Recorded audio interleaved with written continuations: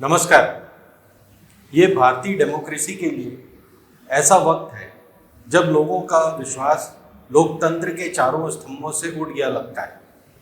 चारों तरफ से सिर्फ मोदी मोदी हो रहा है और जैसे उनके विजन पर ही सारा भारत का वर्तमान और भविष्य निर्भर करता है। सरकार और पार्लियामेंट पर लोगों का विश्वास पहले ही कम हो चुका था। मीडिया ने वो भरोसा बोथरा कर दिया है और अब न्यायपालिका ने सबको अपने लचर रवैये से आश्चर्यचकित कर दिया है। न्यायपालिका का यह पतन नीचे से ऊपर नहीं पहुंचा है, ऊपर से नीचे की ओर आता दिख रहा है। निचली अदालतों की गलतियों को ठीक करने के लिए ऊपर की अदालतें होती हैं, लेकिन जब यह रोक सर्वोच्च न्यायालय को लग जाए तो पूरा सिस्टम ही चरमरा जाता है। पिछले कुछ सालों में कुछ ऐसा ही हुआ है।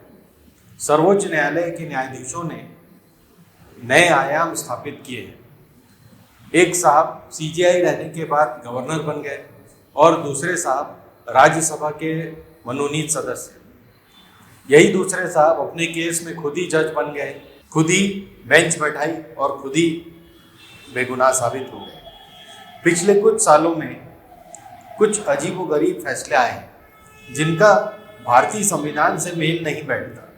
हम यहाँ 5 ऐसे मुद्दे लेते हैं जिन्हें सुप्रीम कोर्ट को अपना रुख साफ करना था और उन्होंने अभी तक ऐसा नहीं किया है और इस दिशा में कोई कदम उठाते भी नहीं दिख रहे। पहला मुद्दा है इलेक्टोरल बॉन्ड्स का।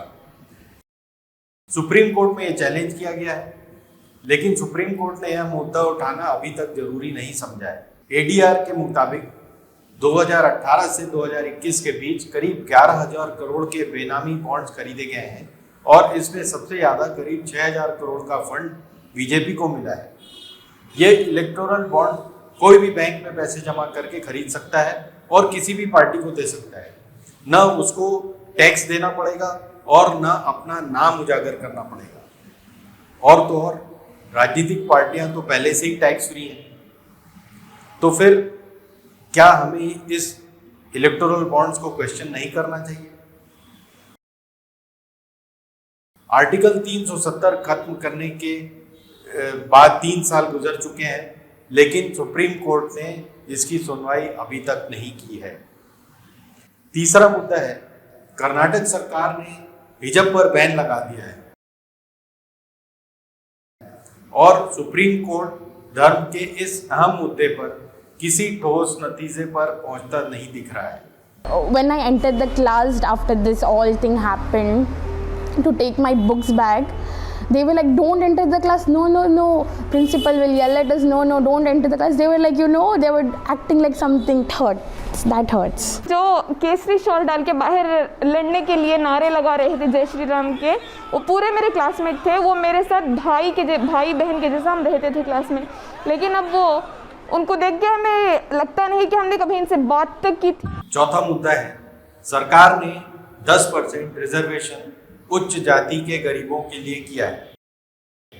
इसे किए हुए भी 4 साल बीत चुके हैं। हमारे संविधान में इकोनॉमिक क्राइटेरिया के आधार पर आरक्षण का कोई प्रावधान नहीं है। इस पर भी सुप्रीम कोर्ट ने 4 साल से खामोशी बनाए रखी है।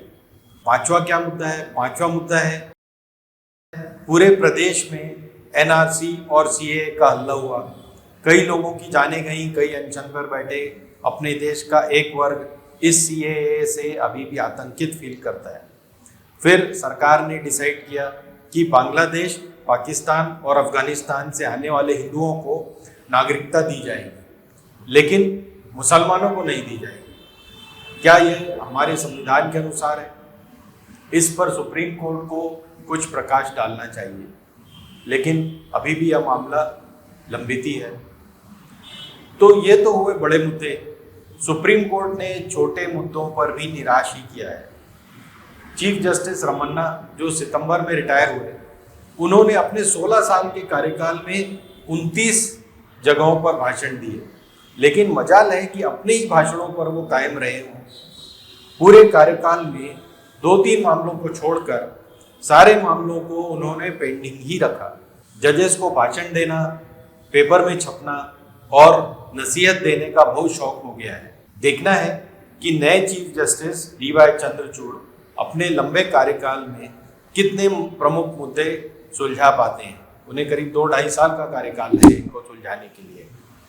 सुप्रीम कोर्ट की प्रतिष्ठा अब उनके हाथ में है। न्यायपालिका का नज़ीर कायम करना उनकी जिम्मेदारी है। धन्यवाद। हिंदुस्तान जिंदाबाद।